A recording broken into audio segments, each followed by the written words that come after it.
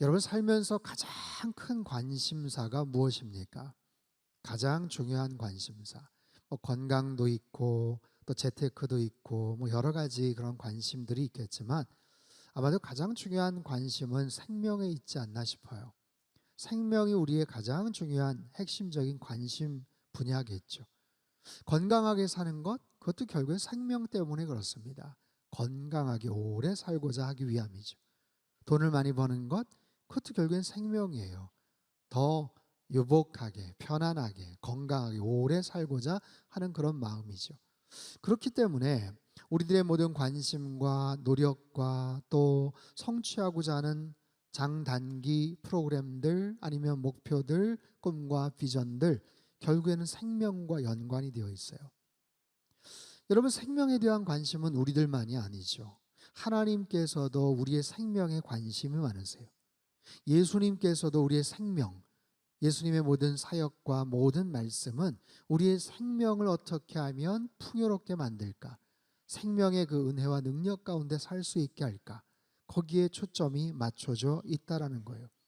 여러분 요한복음의 기록 목적을 다시 한번 떠올려 보시죠. 20장 31절에 분명히 이렇게 기록이 된 바가 있어요.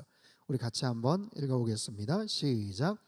오직 이것을 기록함은 너희로 예수께서 하나님의 아들 그리스도이심을 믿게 하려 함이요 또 너희로 믿고 힘입어 생명을 얻게 하려 함이니라. 아멘. 예수님이 누구신가? 그분이 그리스도이시다. 그리고 그분의 이름을 힘입어서 생명을 얻게 하는 것이다 라는 거예요. 그렇기 때문에 우리는 성경의 말씀에 귀를 쫑긋 기울여야 돼요. 오늘 특별히 귀한 말씀, 생명에 대한 아주 중요한 메시지가 담겨져 있습니다. 우리가 어떻게 하면 이 땅을 잘 살 수 있고 어떻게 하면 그 생명을 더 풍요롭게 더 아름답게 영위하며 살아갈 수 있는지를 가르쳐 주고 계셔요.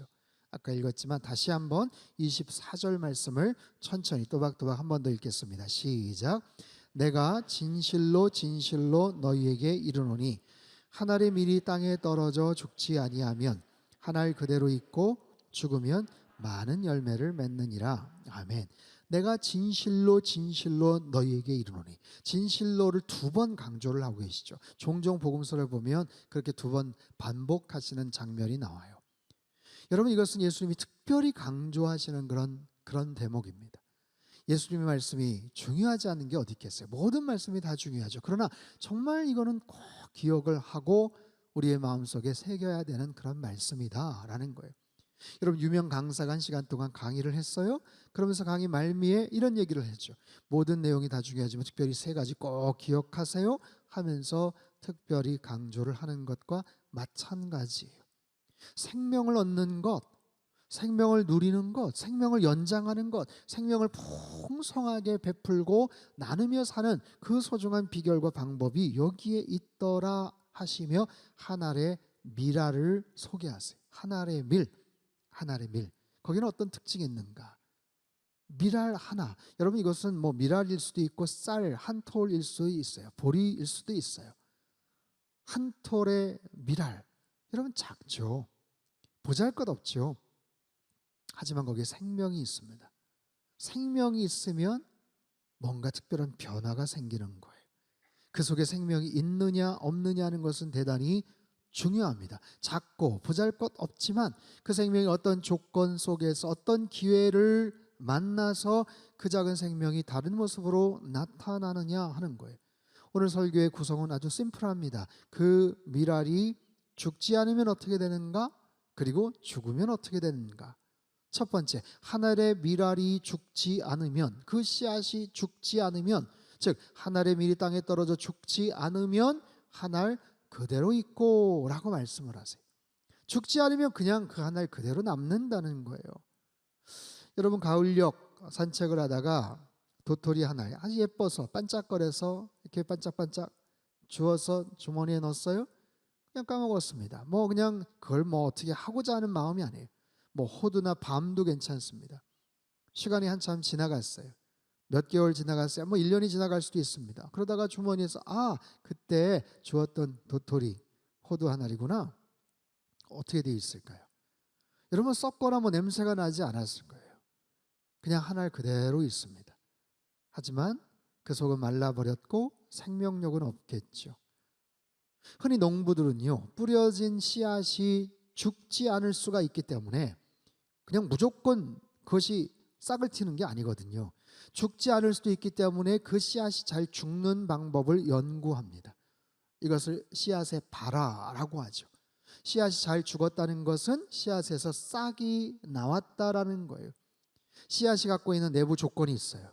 그 씨앗이 묻혀진 주변의 외부 환경이 잘 맞아 떨어질 때 그 씨앗은 온전히 죽게 되어 있습니다.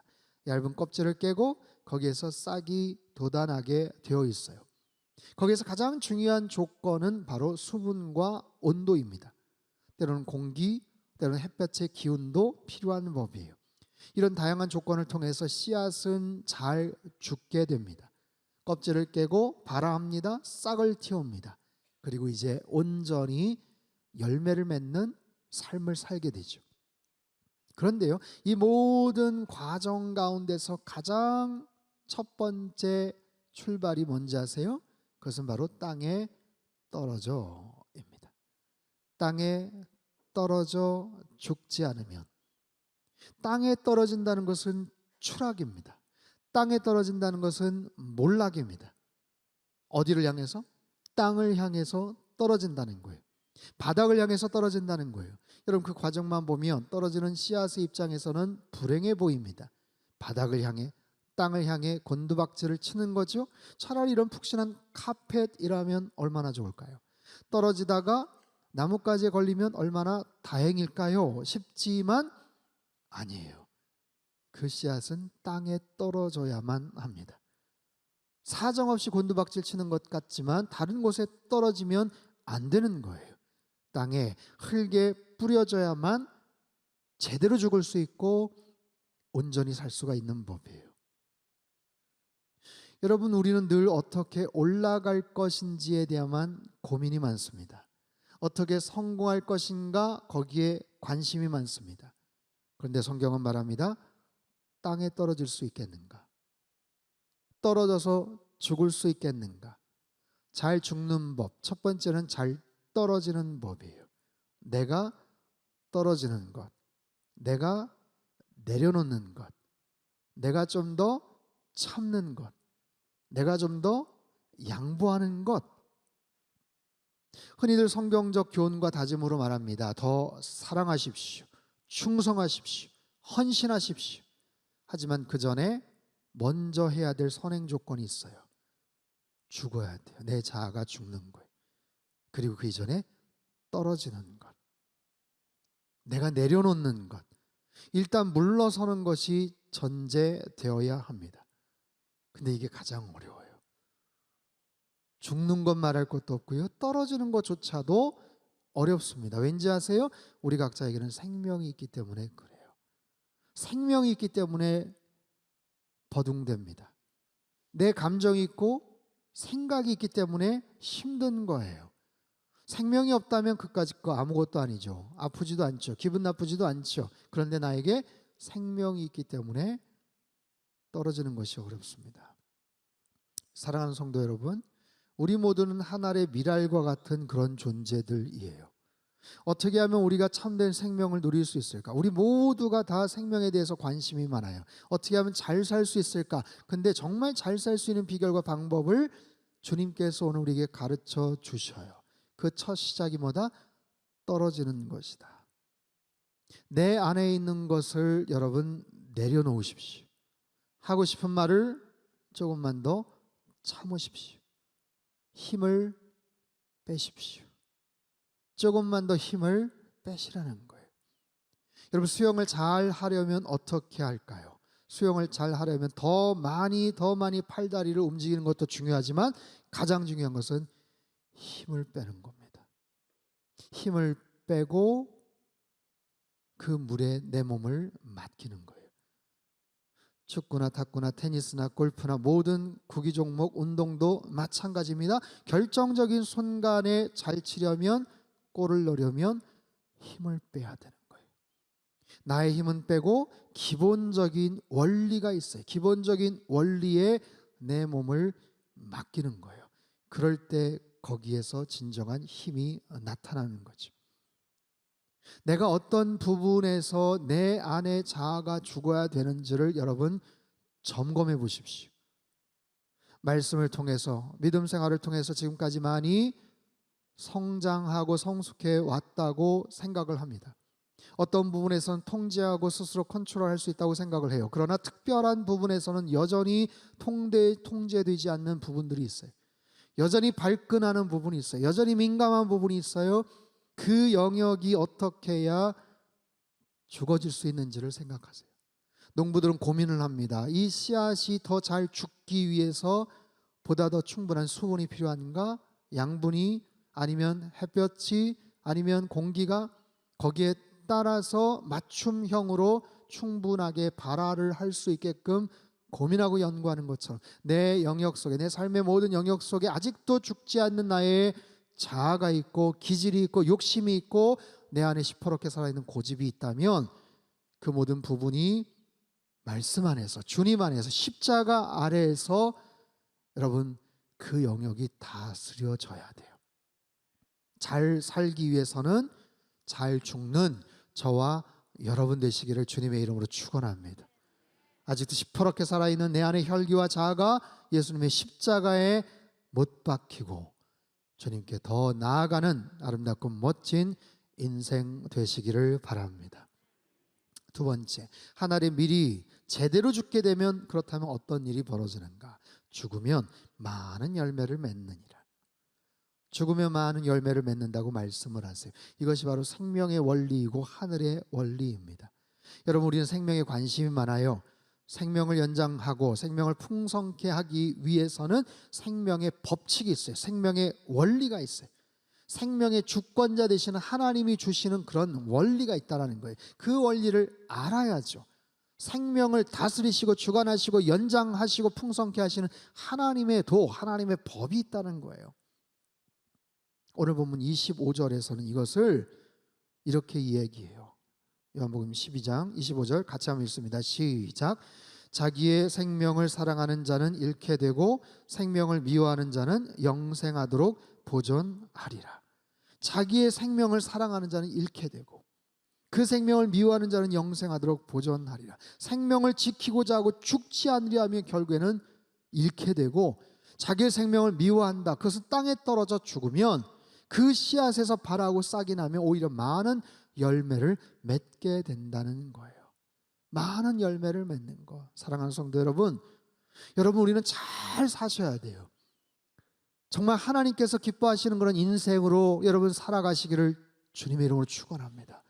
그러려면 하나님의 법을 따라 살아가야 돼요. 하나님의 말씀을 따라 살아가야 돼요. 그 말씀 속에 담겨져 있는 생명의 법칙들이 있어요. 생명의 도리가 있어요. 생명의 원리를, 원칙을 따라서 살아가야 되더라. 그럴 때 많은 생명을 얻을 수가 있어요. 여러분, 작고 보잘것없는 밀알 하나가 얼마만큼의 가치 열매를 맺을 수 있을까요? 보통 밀은 이삭에 달려있죠. 이삭 하나 20개 30개 정도의 밀알들이 달려져 있어요. 그리고 그 밀알을 심으면 뿌려진 씨앗이 20배, 많게는 30배 정도의 수확을 얻게 된다고 합니다. 기네스북에 오른 세계 최고의 밀 생산, 뉴질랜드 어느 한 지역인데요, 1헥타르 한 3,000평 정도 되는데 그 한 3,000평에서 거의 15.6톤 정도의 밀 수확을 거뒀다고 해요. 이걸 따져보면 보통의 수확보다는 약 70배에서 80배 정도의 수확량을 말합니다. 여러분, 사실 큰 의미 없어요. 100배면 어떻고 200배면 어떻겠습니까? 어쨌든 중요한 건 작고 보잘것없는 밀알이지만 그것이 어떤 환경 속에서, 어떤 조건 속에서 잘 죽고 발하고 싹을 틔우면 엄청난 결과를 맺혀지게 되더라라는 바로 그런 원리예요. 여러분, 생명을 얻는 것, 무엇보다도 하늘의 원리, 예수님이 주시는 그 모범을 우리는 본받아야 돼요. 예수님께서 보여주신 생명의 원리가 있어요. 주님께서 직접 친히 하늘의 밀알이 되어 주셨잖아요. 예수님의 죽으심으로 인해서 얼마나 많은 생명을 살리실 수가 있었습니까? 그 생명의 능력은 지금까지도 유효합니다. 저와 여러분을 살리시고 우리를 통해서 또 많은 사람들을 살리실 수 있는 그 놀라운 생명력이 바로 예수님의 그 십자가 사건을 통해서 여기까지 진행된 것 아니겠어요? 존귀하신 하나님의 어린 양의 그 죽으심으로 인해서 천하 만민이 생명을 얻게 되고 부활의 소망을 품을 수 있게 되더라라는 거예요. 이런 원리는, 놀라운 이 생명의 원리는 예수님뿐만 아니라 그 예수님의 아름다운 십자가의 사랑을 본받고 실천하고 적용했던 수많은 선교사님들, 하나님의 사람들을 통해서 오늘날까지 이어져 내려오고 있어요. 저와 여러분을 통해서 동일하게 적용이 될 수 있는 아주 중요한, 여전히 살아있는 생명의 원리이기도 합니다. 서울 양화진 외국인 선교사 묘역에 가면 많은 선교사님들의 귀한 헌신과 안타까운 사연들을 볼 수가 있습니다. 한 분의 선교사님을 소개하려고 해요. 24살의 나이에 조선 땅에 온 루비 캔드릭 선교사님이에요. 1905년 캔사스 여자 성경 전문학교를 졸업 후 1907년 9월달 조선 땅을 처음 밟습니다. 송도, 개성에서 사역을 시작해요. 교사로 헌신했고 아이들에게 영어를 가르쳤고 또 어린 아픈 아이들을 간호한 일에 헌신을 합니다. 그런데요, 조선 땅에 도착한 지 불과 9개월 만에 급성 맹장염으로 쓰러져요. 오늘 같으면 아무것도 아니겠지만 의료시설이 너무나도 열악한 탓에 계속해서 투병을 하다가 결국 25살 젊은 나이에 하나님의 부르심을 받아요. 얼마나 아쉽고 얼마나 안타까운 일입니까? 꽃다운 나이, 훈련 받고 조선을 가슴에 품고 수개월 거쳐서 태평양을 건너서 이 땅에 왔는데 이곳에서 제대로 된 사역을 펼치지도 못한 채 젊은 나이에 세상을 떠나고 맙니다. 그런데 이 캔드릭 선교사님이 세상을 떠나기 전에 죽음을 예감한 상태에서 부모님께 보낸 편지가 있어요. 그 중에 일부를 소개해드리고자 합니다. 아버지, 어머니, 이곳은 참 아름다운 곳입니다. 모두들 하나님을 닮은 사람들 같습니다. 선한 마음과 복음에 대한 열정으로 보아 아마 몇십 년이 지나면 이곳은 주님의 사랑이 넘치는 곳이 될 것 같습니다. 저는 복음을 듣기 위해 20km를 맨발로 걸어온 어린아이들을 보았을 때 그들 안에 있는 하나님의 사랑 때문에 오히려 위로를 받습니다. 그러나 한편에서는 탄압이 점점 심해지고 있습니다. 그저께는 주님을 영접한 지 일주일도 안 된 서너 명이 끌려가 순교했고 토마스 선교사와 제임스 선교사도 순교했습니다. 선교본부에서는 철수하라고 지시했지만 대부분의 선교사들은 그들이 전도한 조선인들과 아직도 숨어서 예배를 드리고 있습니다. 그들은 모두가 순교할 작정인가 봅니다. 오늘 밤은 유난히도 고향으로 돌아가고 싶습니다. 외국인을 죽이고 기독교를 증오한다는 소문 때문에 부두에서 저를 끝까지 말리셨던 어머니의 얼굴이 자꾸 제 눈앞에 어른거립니다. 아버지, 어머니, 어쩌면 이 편지가 마지막일 수도 있습니다. 제가 이곳에 오기 전 뒤뜰에 심었던 한 알의 씨앗으로 인해 이제 내년이면 온 동네가 꽃으로 가득하겠죠. 그리고 또 다른 씨앗을 만들어내겠죠. 저는 이곳에 작은 씨앗이 되기로 결심했습니다.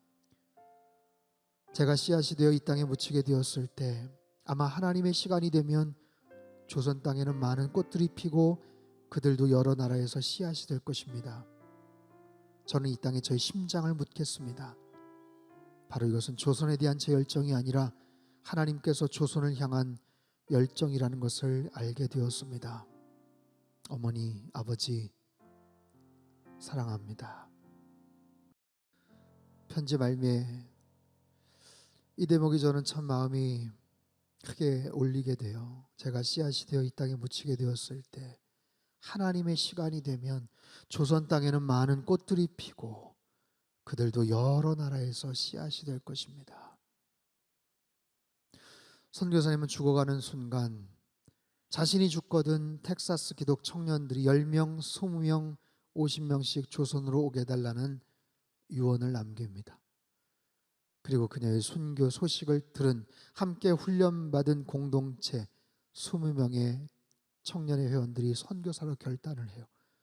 그리고 그 중에 6명의 여선교사들이 한국 선교사로, 조선 선교사로 지원을 합니다. 이후 그 지역에서 200명 이상이 회심하고 37명의 젊은 남녀가 죄종으로 또 헌신을 추가적으로 합니다.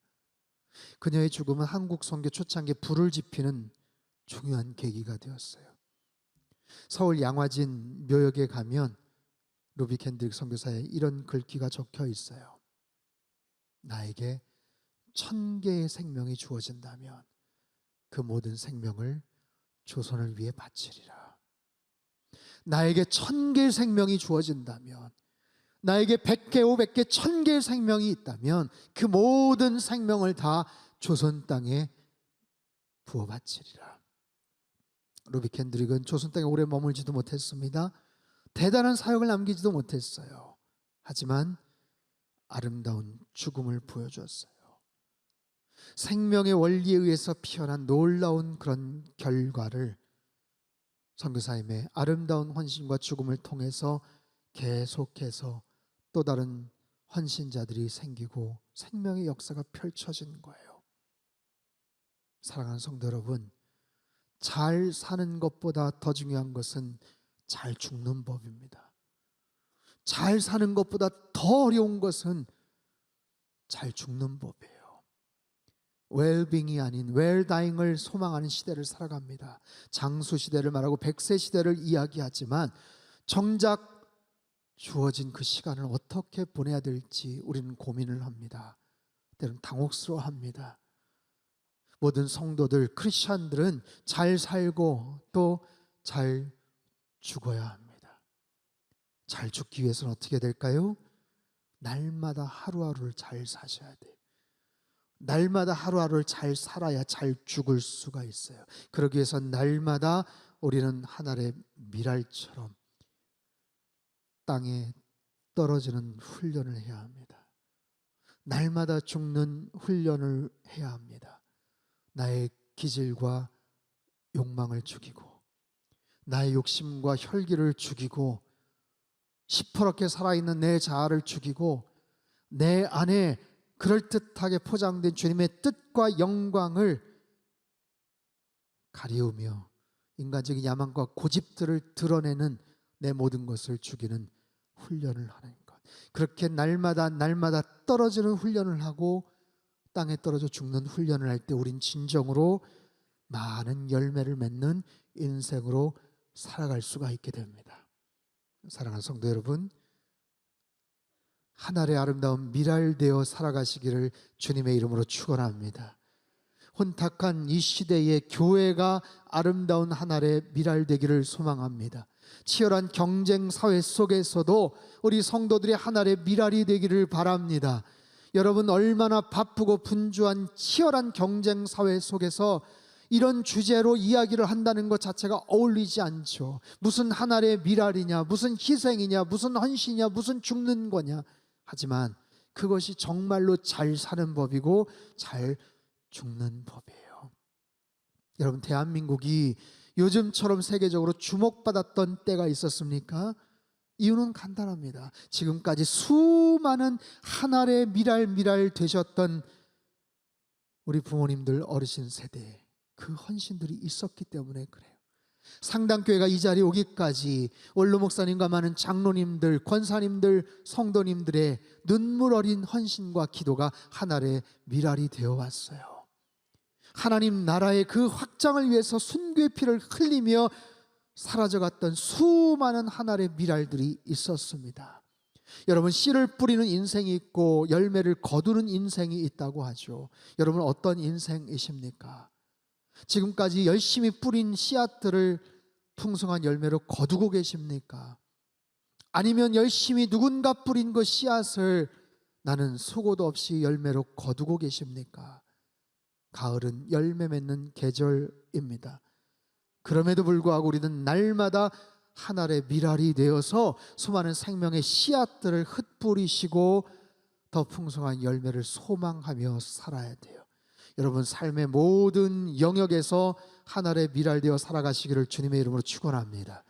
다시 한 말씀을 드려요. 삶의 모든 영역입니다. 어떤 특정한 분야만이 아니에요. 여러분이 속해 있는 모든 삶의 모든 영역들, 여러분이 만나는 모든 사람들, 여러분 속해 있는 모든 공동체 안에서 하나의 미랄이 되어서 내가 살아갈 때 그 공동체가 미랄된 우리를 통해서 변화될 거예요.